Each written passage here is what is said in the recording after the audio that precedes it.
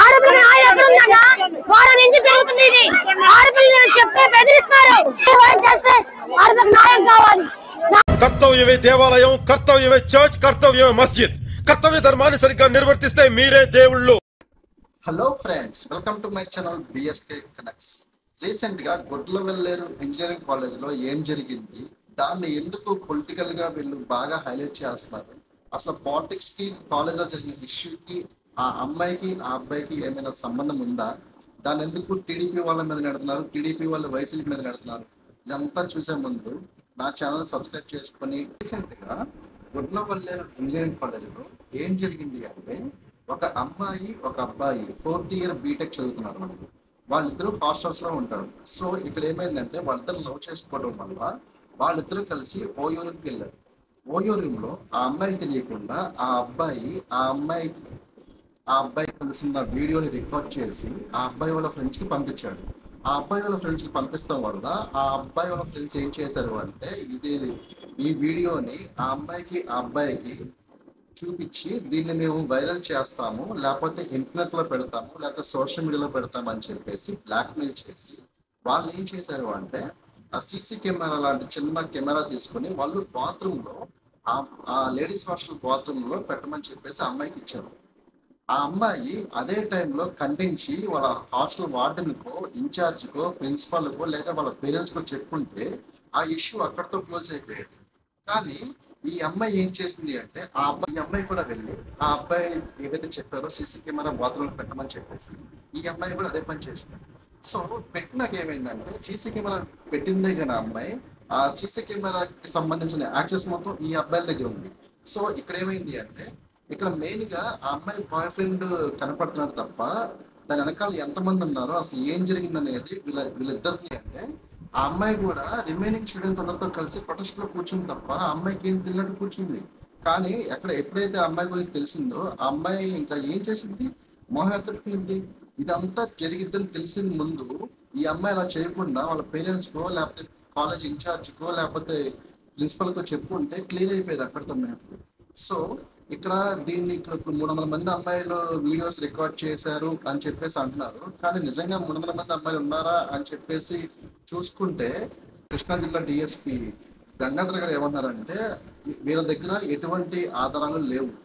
Example చెప్పాలి అంటే, ఆ ల్యాప్టాప్లో కానీ ఫోన్లో కానీ సీసీ కెమెరాకి సంబంధించిన ఫుటేజెస్ అయితే ఏమీ లేవు వాళ్ళ ల్యాప్టాప్లో, ఫోన్లో. సో అవి ఎవరి దగ్గర ఉన్నాయి, ఆ యాక్సెస్ దానికి సంబంధించిన యాక్సెస్ ఎవరి దగ్గర ఉంది అనేది ఎంక్వైరీ చేస్తున్నారు. ఎంక్వైరీ ఎవరైతే అక్యూజ్డ్ ఉన్నారో వాళ్ళని ఖచ్చితంగా వీళ్ళు అరెస్ట్ చేస్తారు.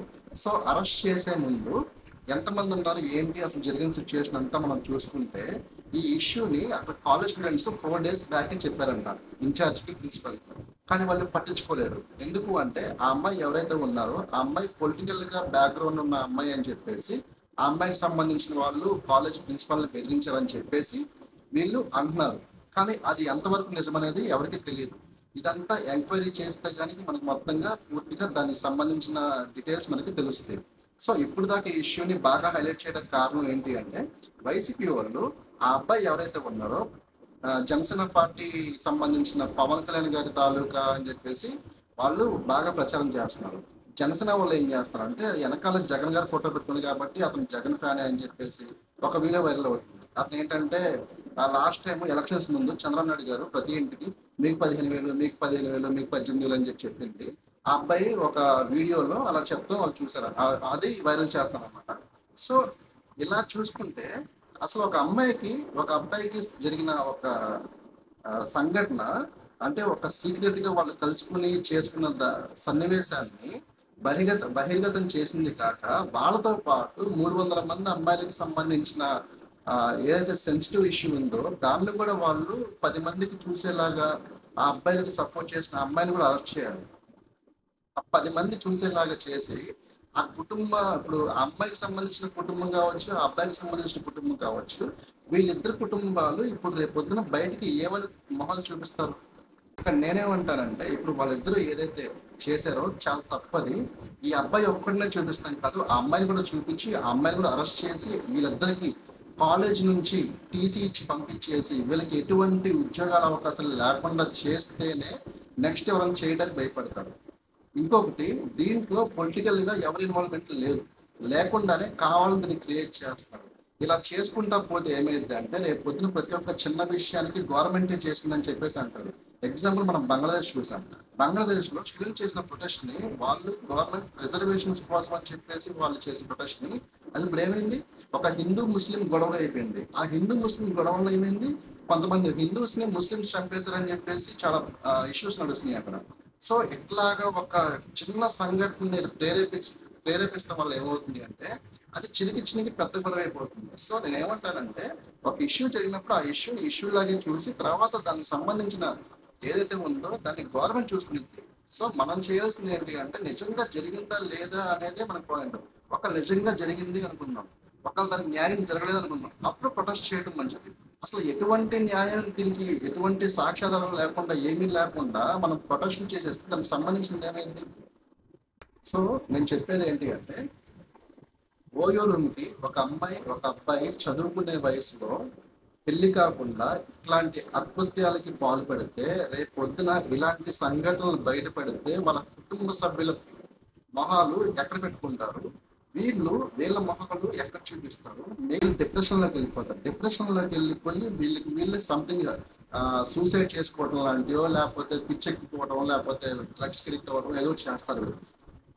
అదే కాక వీళ్ళు వేరే స్టూడెంట్ జీవితాలు కూడా నాశనం చేస్తున్నారు. సో ఇలా కాకుండా చూసుకోవాల్సిన రెస్పాన్సిబిలిటీ ఖచ్చితంగా కాలేజ్ యాజమాన్యం ఏదైతే ఉందో అది ప్రతి క్షణం ప్రతిదీ చూసుకోవాలి. అదేవిధంగా వాళ్ళ పేరెంట్స్ వాళ్ళ పిల్లలు ఏం చేస్తున్నారు, అసలు ఏంటి, వాళ్ళ ఫోన్లో ఏం చూస్తున్నారు, ఏం చేస్తున్నారు ఖచ్చితంగా వాళ్ళు చెక్ చేసుకోవాల్సిన రెస్పాన్సిబిలిటీ పేరెంట్స్ ఉంది. కాలేజ్లో చదువుకున్నందుకు ప్రిన్సిపల్ది, లెక్చరర్స్ది, ఆ పరిసరాల్లో ఎవరైతే ఉన్నారో వాళ్ళు కూడా దానికి బాధ్యులుగా ఉండాలి. సో ఇది నేను చెప్పాలనుకున్నాను. ఒకవేళ నాకు ఈ వీడియో కనుక మీకు నచ్చితే కనుక లైక్ చేయండి, కామెంట్ చేయండి, మీరు ఏమనుకుంటున్నారు. నా ఛానల్ సబ్స్క్రైబ్ చేసుకోండి, మీ ఫ్రెండ్స్కి ఫ్యామిలీస్ కూడా ఈ వీడియోని షేర్ చేయండి. Thank you for watching. Bye.